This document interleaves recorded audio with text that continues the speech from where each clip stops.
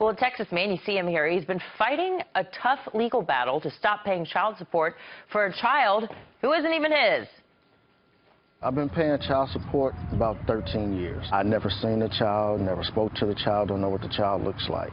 Well, the state of Texas voted to allow DNA proof to reverse parental rights, but it works forwards and not backwards, which does mean the man is still on the hook for about $21,000 in back payments as far as we can see. So what legal recourse does he have? Joining us now to debate, attorney Rebecca LeGrand feels the man must still pay what he owes. An attorney, Lisa Giovanazzo, says he should try and get his money back. Lisa, I'll start with you. How could he get his money back? Well, it's not necessarily getting the money back. The statute says that you're not entitled to money that you've paid. But they're actually going after this gentleman for arrears. He owes $21,000 plus interest in arrears. And that's not what the statute is protecting against.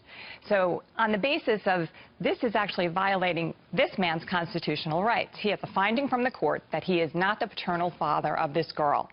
The mother has actually written a letter to the court saying, I don't want his money. Now, the Attorney General is still going after the money, and then we'll have to give it to the mother. So who does this benefit? It benefits the state. The state doesn't want to take care of the child, use its own financial services, public assistance for the child, so they're passing the burden on to Carson. It doesn't seem like the mother is completely in the clear, though, because she did include his name on the birth certificate, which is where the confusion really began. Rebecca, what do you think about this? Can he get his money?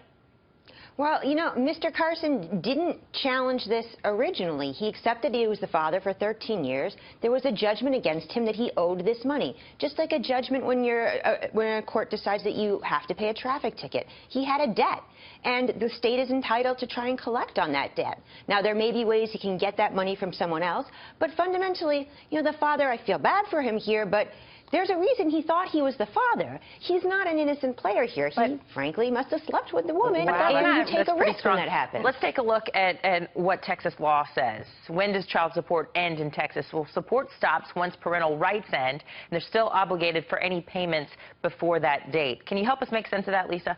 You know what it is. You have to look at the case a little bit and the laws. And while this is the law right now, Texas has done a lot to manipulate these laws, change these laws. In fact, the title's a little deceiving. He's been paying for the child for 13 years without any recourse. He wasn't on trial for 13 years. He wasn't in litigation. In fact, he was barred from litigation because in Texas, prior to 2011, a father had to challenge the paternity before the child turned 4. Yeah. And if the mother used the birth certificate, as she did here, and got a finding from the court making it an order, he couldn't challenge it at all. Rebecca, quickly, final word. What if they find the real father? What happens?